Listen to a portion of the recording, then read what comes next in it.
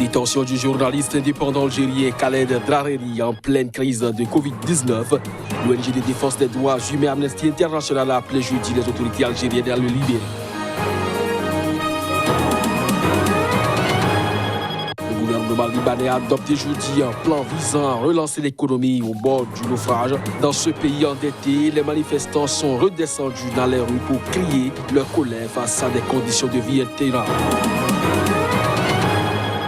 En République démocratique du Congo, l'isolement du centre des affaires de Kinshasa et du pouvoir de la Gombe menace des milliers de vendeurs de rue. La lutte contre le coronavirus a bien des conséquences sur la vie de ces citoyens.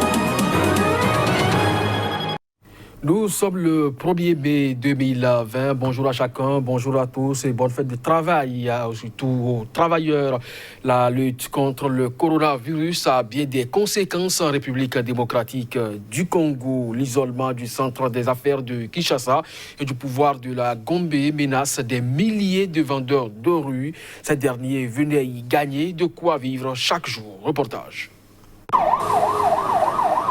La mise en quarantaine de la cité de Gombe engendre une aggravation du chômage en RDC. La fermeture de cet îlot de prospérité, fief de quelques dizaines de milliers de riches Congolais et d'expatriés, est un désastre pour les vendeurs de rue qui vivent au jour le jour, comme la plupart des 10 à 12 millions de Kinois. Avant l'apparition de l'épidémie du coronavirus, certains photographes ambulants pouvaient gagner entre 10 et 20 $ par jour. Il leur aurait suffi de s'installer devant le ministère des Affaires étrangères avec leur équipement mobile. Mais depuis le 6 avril, nombre d'entre eux sont au chômage sans aucune ressource. La très chic commune résidentielle bâtie au bord du fleuve Congo en face de Brazzaville est l'épicentre de l'épidémie du coronavirus en RDC selon les autorités sanitaires. Photographes, coiffeurs en plein air, agents de change, vendeurs de légumes ou de crédits téléphoniques, ils sont des milliers à franchir chaque jour la frontière invisible qui sépare la Gombe du reste de la cité. Après 2 semaines de confinement strict, les banques et les supermarchés de la Gombe ont de nouveau accueilli des clients à partir du 20 avril. Mais les checkpoints sanitaires sont toujours en place. La date de la levée de l'isolement de la Gombe n'est pas encore connue. Jeudi soir, la RDC a atteint le cap de 500 cas confirmés de Covid-19, dont 485 ont été enregistrés à Kinshasa. Le pic de l'épidémie sera atteint entre la première et la deuxième semaine du mois de mai 2020, d'après les autorités sanitaires. Au Burkina Faso, l'opposition a demandé jeudi la démission du ministre de la Santé dans le sillage de la polémique sur les causes du premier décès de l'épidémie de coronavirus dans le pays. La victime était Rose-Marie Compaoré, deuxième vice-président de l'Assemblée nationale et membre de l'UPC. Le principal parti d'opposition estime que les informations communiquées par la ministre de la Santé à la représentation nationale ont révélé un certain nombre de mensonges. L'Union pour le progrès et le changement, UPC, principal parti d'opposition au Burkina Faso, exige la démission de la ministre de la Santé, le professeur Claudine Longué. C'était lors d'une conférence de presse animée par le vice-président du parti, Adama Soso, qui a également exigé des excuses officielles du gouvernement à la représentation nationale et à tout le peuple burkinabé. L'opposition qui juge les informations communiquées par la ministre de la Santé à la représentation nationale truffées de mensonges estime qu'elle et ses collaborateurs n'ont plus aucune légitimité pour traiter des questions de santé des Burkinabés. Cette sortie de l'opposition intervient à la suite de grands doutes émis cette semaine par sa famille sur les causes de la mort de Rose-Marie Compaoré, première victime du Covid-19 dans le pays. Mercredi, le gouvernement a démis de ses fonctions le professeur Martial Ouedraogo, devenu une figure de la lutte contre la pandémie après une controverse sur les causes profondes du décès de la première victime du Covid-19. Le 18 mars, c'est le professeur Martial Ouedraogo qui avait annoncé le décès lié au coronavirus d'une patiente de 62 ans diabétique. On apprendra plus tard qu'il s'agissait de la députée de l'opposition et deuxième vice-présidente de l'Assemblée nationale, Rose-Marie Compaoré, membre de l'UPC, principal parti d'opposition. Détention du journaliste indépendant algérien Khaled Drareni en pleine crise du Covid-19. L'ONG de défense des droits humains Amnesty International a appelé jeudi les autorités algériennes à le libérer. L'intéressé a été arrêté depuis la fin mars.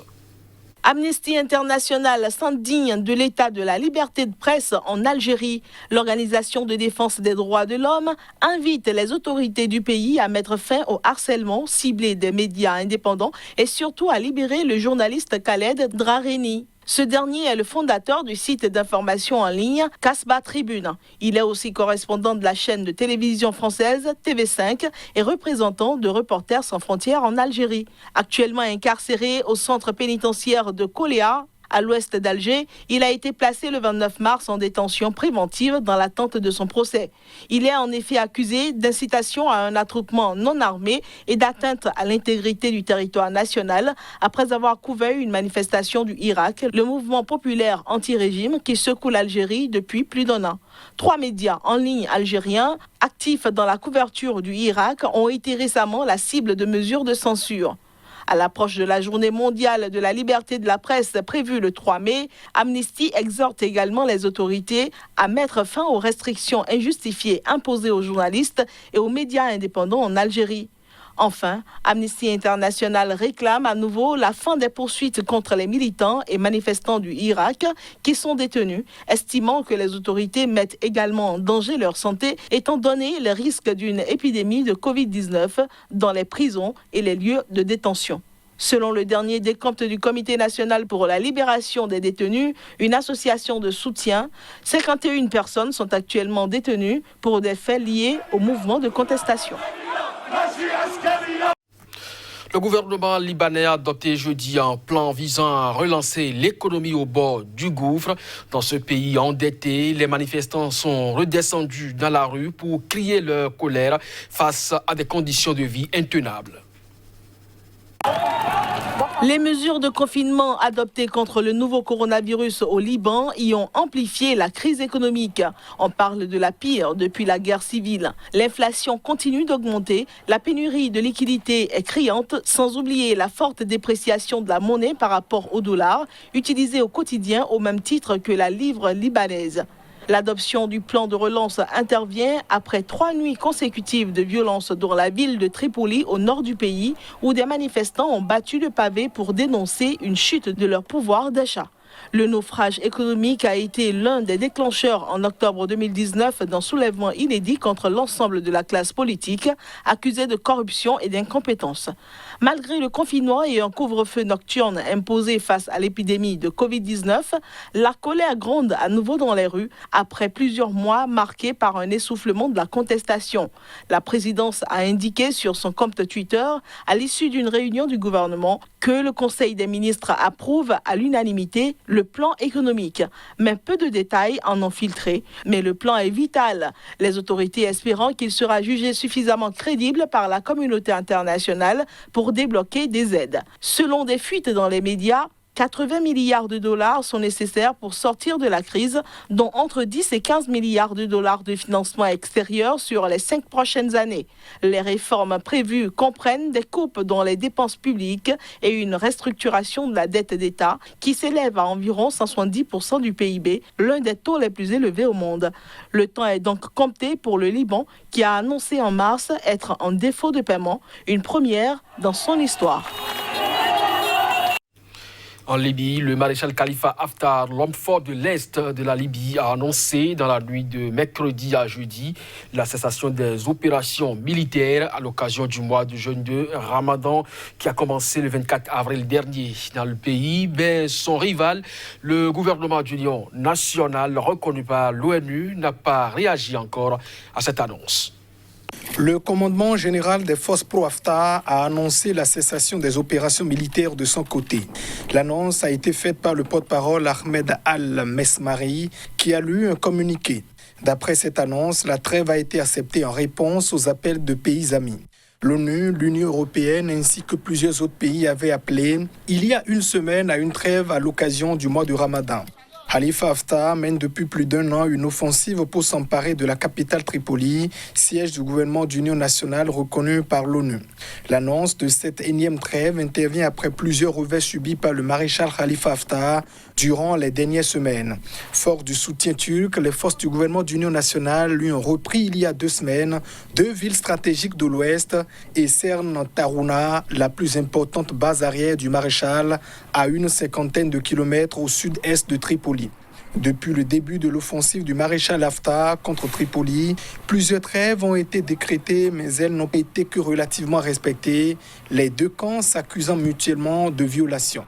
Il faut dire que le camp rival du gouvernement d'union nationale, dirigé par Fayez El-Sarraj, n'a pas encore réagi à cette nouvelle annonce de trêve. Alors que l'Afrique du Sud entre dans sa 5e semaine de confinement, les réserves d'animaux n'ont pas cessé leurs activités.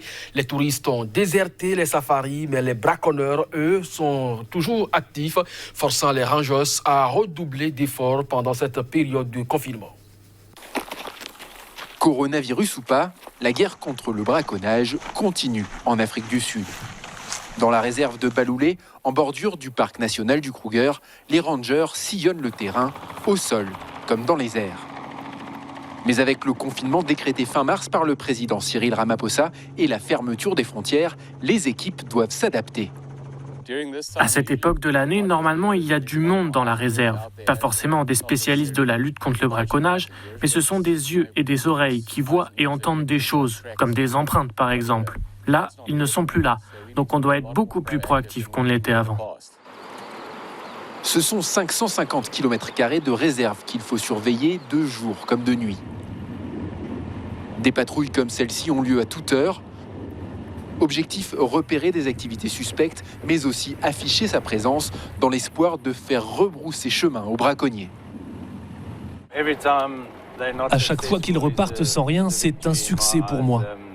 Dans l'idéal, on voudrait les arrêter pour les sortir du système. Mais si on les empêche de tuer un rhinocéros, c'est déjà un résultat positif. En 2019, près de 600 rhinocéros ont été braconnés en Afrique du Sud. Ici, comme dans le reste du pays, ils sont parmi les espèces les plus surveillées. Pour y parvenir, la direction maintient les effectifs de rangers au complet. Le secteur fait partie des services essentiels autorisés à opérer pendant le confinement. On n'a pas diminué nos activités de lutte contre le braconnage ou de protection de l'environnement. On ne peut pas se le permettre et on s'est engagé auprès de nos partenaires à ne pas le faire. Notre boulot, c'est de protéger la matière première, la nature, protéger les animaux et l'écosystème. Et on va continuer à le faire, confinement ou pas confinement.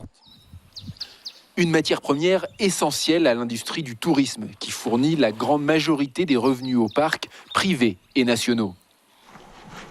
Les rangers continuent donc leur patrouille en attendant la réouverture des frontières et le retour des touristes. C'est la fin de cette édition. Bonne fête de travail à tous et à tous en compagnie des programmes de SICA.